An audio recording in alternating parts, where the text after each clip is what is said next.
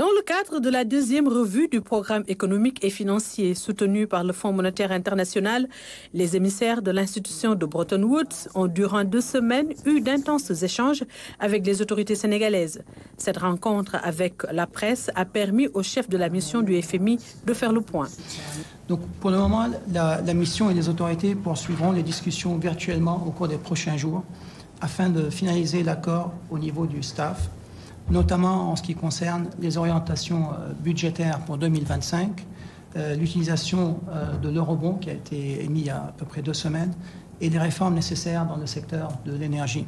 Le Sénégal pourrait bénéficier d'une enveloppe de 230 milliards de francs CFA dans les prochains jours si un accord sur les réformes préconisées par le FMI est conclu. Une fois que l'accord au niveau du personnel sera conclu, et j'espère que ceci se passera dans les jours à venir,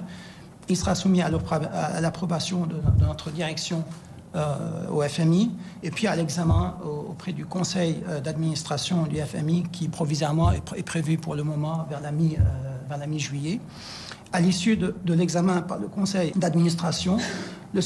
Sénégal aura accès à peu près à 230 milliards de francs CFA. Le mécanisme élargi de crédit, la facilité élargie de crédit et la facilité de résilience et de durabilité, 3 programmes soutenus par le FMI, tous les critères de réalisation quantitative en fin décembre ont été respectés.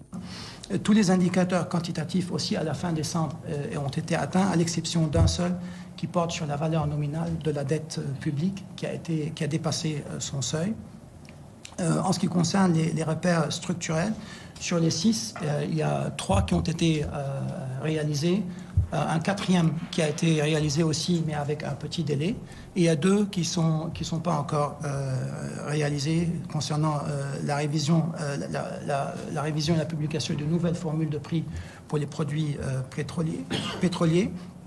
et la finalisation de l'audit de la Sénélec. En ce qui concerne la facilité pour la résilience et la durabilité, il y a 2 mesures de réforme pour cette revue et elles sont en voie d'être réalisées d'ici fin juin. Le Sénégal et le FMI ont conclu un accord pour la mise en œuvre du programme 2023-2026 d'un montant de 1150 milliards de francs CFA. Pour la première revue concluante, notre pays a pu bénéficier d'un financement de 169 milliards de francs CFA.